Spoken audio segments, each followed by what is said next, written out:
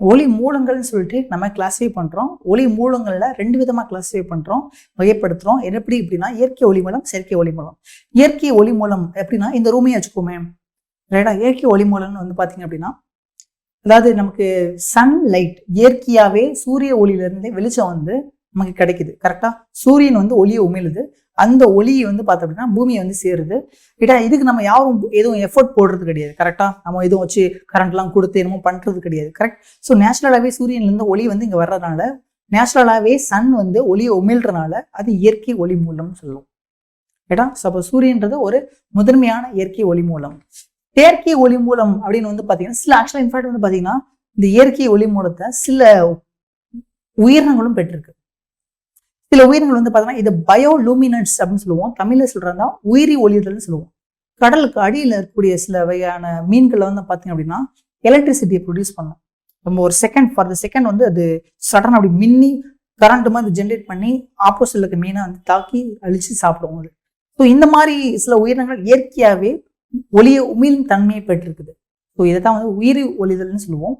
இதை தவிர்த்து செயற்கை ஒளி மூலம்னு சொல்லிட்டு பார்த்தோம் அப்படின்னா நம்ம ஒரு க்ளோஸ் ரூமுக்குள்ள யூஸ் பண்ணிருக்கக்கூடிய லைட் சோர்சஸ் எல்லாமே, அது குண்டு பல்பாக இருக்கலாம், டியூப் லைட்டாக இருக்கலாம், ஆறு சோடியம் ஆவி விளக்காக இருக்கலாம், ஆறு எனி மெழுகுவர்த்தியாக கூட இருக்கலாம். இது எல்லாமே வந்து பார்த்தீங்கன்னா செயற்கை ஒளி மூலத்துக்கான எக்ஸாம்பிள்ஸ். ஸோ இந்த ஒளி மூலங்கள்லாம் வந்து பார்த்தீங்கன்னா நம்ம மேன் மேடட். கரெக்டாக? ஸோ தட் செயற்கை ஒளி மூலம்னு சொல்லுவோம்.